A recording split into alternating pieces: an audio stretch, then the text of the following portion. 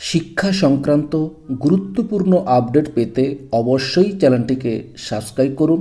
পাশে থাকা বেল আইকনটিতে অবশ্যই ক্লিক করুন। নমস্কার, আমি শুভেন্দু। আমার ছোট্ট চ্যানেলে আপনাকে স্বাগত। শিক্ষক শিক্ষিকা শিক্ষাকর্মীদের সপ্তম বেতন কমিশন নিয়ে অত্যন্ত গুরুত্বপূর্ণ একটি আপডেট আজকের আনন্দবাজার পত্রিকাতে উঠে এসেছে, সেটাই আপনাদের সঙ্গে শেয়ার করতে চাই। দেখুন, রাজ্যের শিক্ষক ও শিক্ষাকর্মীদের সপ্তম বেতন কমিশনের আওতায় আনার দাবিতে মুখ্যমন্ত্রী মমতা বন্দ্যোপাধ্যায়ের কাছে লিখিত আবেদন জানালো বঙ্গীয় শিক্ষক ও শিক্ষাকর্মী সমিতি।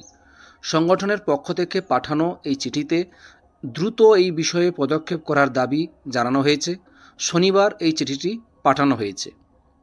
চিঠিতে উল্লেখ করা হয়েছে, গত ফেব্রুয়ারি মাসে রাজ্য বাজেট পেশের সময় মুখ্যমন্ত্রী সপ্তম বেতন কমিশন গঠনের কথা ঘোষণা করেছিলেন। বিধানসভায় দেওয়া সেই বক্তব্য অনুযায়ী মূলত সরকারি কর্মচারীদের জন্যই এই কমিশনের সুবিধা প্রযোজ্য হবে বলে জানানো হয়।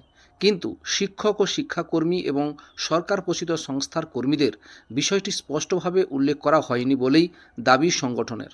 আরও দাবি, শিক্ষক ও শিক্ষাকর্মীরাও দীর্ঘদিন ধরে রাজ্যের শিক্ষা ব্যবস্থার গুরুত্বপূর্ণ অংশ হিসাবে কাজ করে চলেছেন।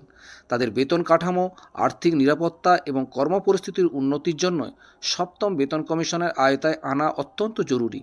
সংগঠনের বক্তব্য, শুধুমাত্র সরকারি কর্মচারীদের মধ্যে সীমাবদ্ধ রাখলে শিক্ষাক্ষেত্রে একটা বড় অংশ বঞ্চিত থাকবে।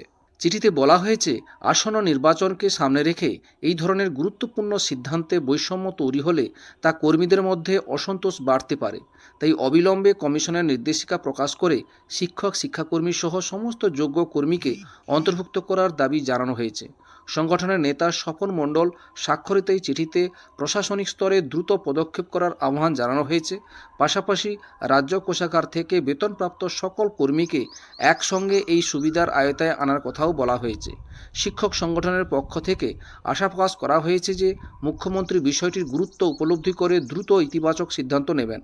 শিক্ষাক্ষেত্রের সঙ্গে যুক্ত কর্মীদের স্বার্থে এই দাবি পূরণ করা হলে রাজ্যের শিক্ষা ব্যবস্থার ইতিবাচক প্রভাব পড়বে বলে মনে করছে সংগঠনটি। এই ছিল একটি আপডেট, আমাদের সঙ্গে শেয়ার করলাম। ভিডিওটি দেখার জন্য অসংখ্য ধন্যবাদ।